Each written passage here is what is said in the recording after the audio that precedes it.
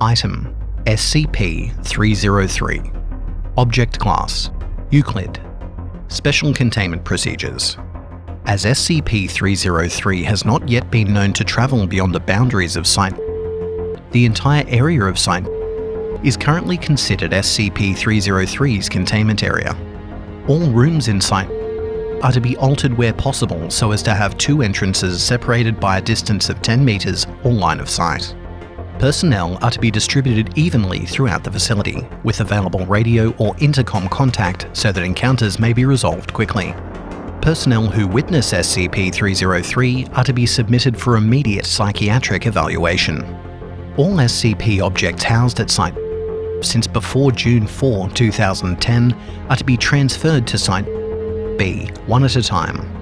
Each SCP object will be transferred again to Site A once it can be verified that SCP-303 has not migrated from Site with it.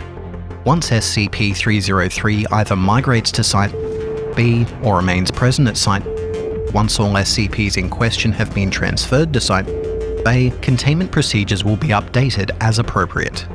Description: Witnesses describe SCP-303 as a nude, sexless, emaciated humanoid figure with reddish-brown skin. Instead of normal facial features, its head is dominated by an extremely large mouth, which bears a set of oversized human teeth. It continually vocalizes a wheezing noise loud enough to be heard from the other side of most solid doors. All individuals who have had encounters with SCP-303 are capable of describing it in full, including individuals who have not physically seen any part of it. SCP-303 will periodically materialize behind any closed door, hatch, or other entryway barrier opposite a sentient observer, chosen by unknown means. SCP-303 will then remain behind the door for an indeterminate amount of time. Any individual attempting to open the door or barrier experiences intense, paralyzing fear that lasts until SCP-303 dematerializes, either on its own or to avoid being directly seen by another observer. The source of this fear is not clear, but appears to be similar in nature to arachnophobia and ophidiophobia, originating on a pre-conscious, genetic level. Analysis indicates that SCP-303 is not in fact purposefully inducing fear in the affected individuals. SCP-303 does not allow itself to come into direct visual contact with any observer, and has never allowed any one individual to view more than 10% of its form.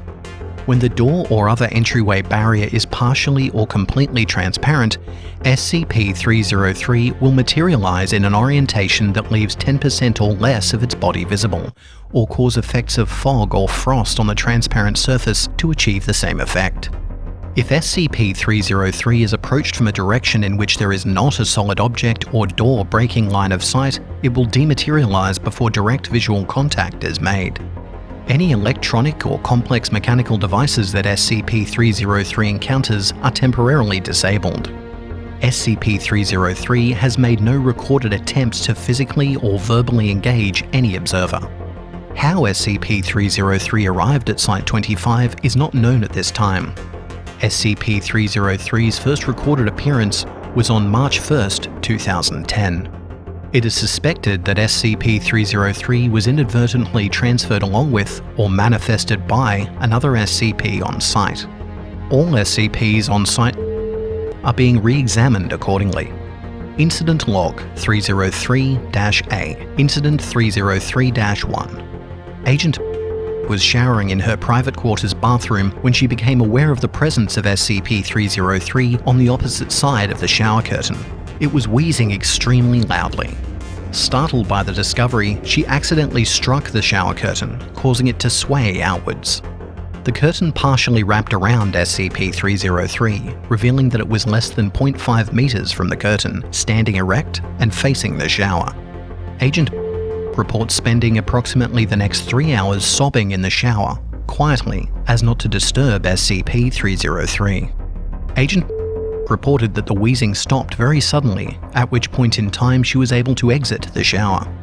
Incident 303-3. Agent encountered SCP-303 inside the Site second floor break room. He was attempting to obtain coffee creamer from the counter cabinet when he heard loud wheezing emanating from the cabinet and was overtaken by overwhelming fear. Agent later reported that SCP-303 was huddled in the cabinet in the fetal position. Agent claimed to be certain of the information despite failing to open the cabinet door. Later, when the cabinet was examined, one container of powdered coffee creamer was missing. Note, this is the first recorded instance of SCP-303 removing an object from a scene. Incident 303-6. Dr. was discovered dead from dehydration in a second-floor storage room. It is estimated that Dr. spent up to 5 days in the storage room before being discovered.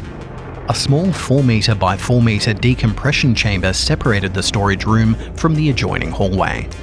SCP-303 occupied the decompression chamber for the duration of Dr. isolation in the storage room, disallowing entry from either direction and making it impossible for Dr. to leave. Test Log 303-A.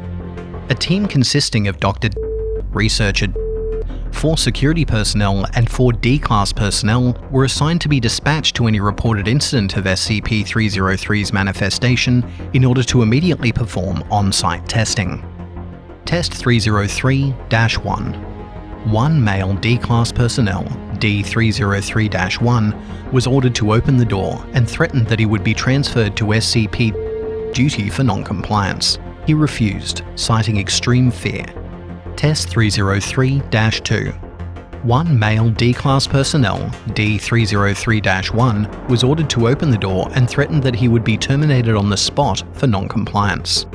He refused, claiming that if he were to do so, SCP-303 would... He was terminated on the spot. Test 303-3. 1 female D-Class personnel, D-303-2, that had witnessed the termination of D-303-1 was ordered to open the door and threatened that she would be terminated on the spot for non-compliance. She refused, claiming that if she opened the door that SCP-303 would... D-303-2 was not terminated. Test 303-4. 1 female D-Class personnel, D-303-2, was ordered to open the door. 1 male D-Class personnel, D-303-3, was given 1 combat knife by security personnel and ordered to until D-303-2 opened the door. D-303-2 made no attempt to open the door. Addendum, May 1, 2010. SCP-303 appears to have claimed the second-floor storage room as its own. It has so far disallowed any personnel entry to the room since April 5, 2010. It leaves periodically to acquire Foundation property, which is then moved into the second-floor storage room. To date, the following list describes all non-classified items taken by SCP-303.